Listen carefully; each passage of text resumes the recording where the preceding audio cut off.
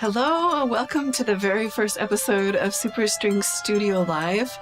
I'm Bonny Buckley, founder of SuperStrings Studio, and in this episode, I thought I will give you some background on myself. I'd like to tell you about how I got started as a music teacher and how I changed my major from physics to music, and why I did this, and also why now is a really great time to be a music teacher. As a young person, I got a lot of advice from my parents and well-meaning teachers and people who said things like, you should study something that you can make a living at. I actually really loved studying physics as a youngster, and in my high school that was my favorite class. Even though I was involved in orchestra, I was concertmaster in the youth symphony, I got a scholarship for studying music, even though I decided to major in physics. While I was studying physics, I was advised that maybe I should consider changing my major to music because the advisor that I had gave me kind of a bad perspective on being a scientist as a woman. So it came to the point where I really had to make a decision. You can major in both, but to really give your all to one thing, you have to decide. And I decided for music. I also knew how hard it is to be a professional musician. I was studying with a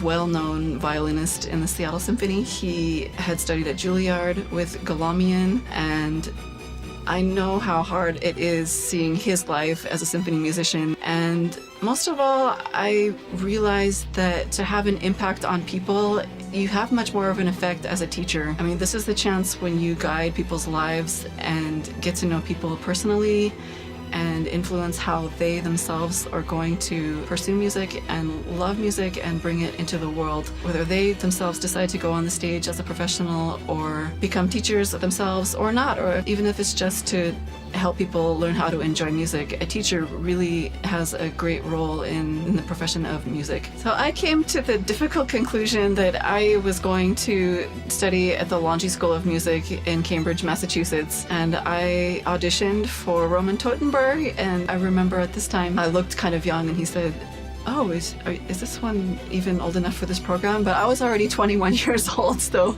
I was happy to have his approval to join the program, and this was the undergraduate diploma program for violin. I joined a joint program that they had with Emerson College, so I was able to study music performance for my bachelor degree and also obtain the diploma. And, studying in a conservatory is a difficult decision. I mean, it requires 100% of you, if not more. I mean, there were really moments when I wasn't sure I was going to make it. It was really expensive living in Boston, Cambridge, and I did have a scholarship. I had grants, but I also had to work. I worked part-time at Harvard University Extension to help my way through. It still costs a lot of money. I still had to take a lot of loans out. Honestly, if you want to study to be a musician, it takes a massive commitment, but you can do it if it's on your heart and your mind. It's really useful to have a recognized music degree. You really need that training, and I would never gloss over this. I really advocate, if you can do it, you should do it. It's also not only for your education, but for the people you meet and the teachers there who will inspire you. I graduated, and then following this, I worked in China for some years. I was a music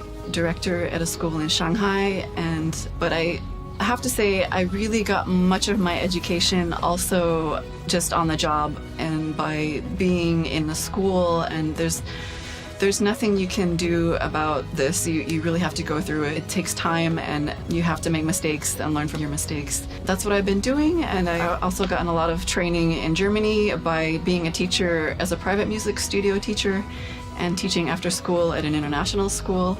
I really have had a lot of different experiences as a music teacher. First of all, I actually became a music teacher in the United States, in my home state, and I was able to get a temporary teaching license, and then I actually did the proper teacher training through a university and a special program through my state. I also obtained the professional license while I was working in China. I was able to do this program, and I'm really grateful to Washington State for this professional teacher license program that you're able to do.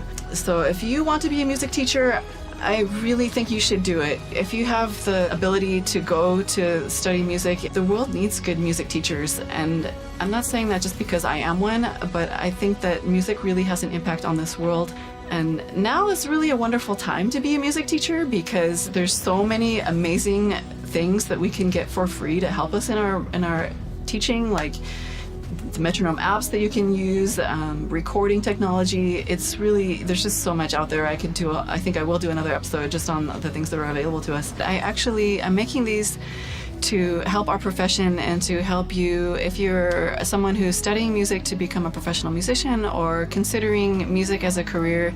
Maybe you want to become a teacher, or maybe you're not really sure what you're doing with your career in music.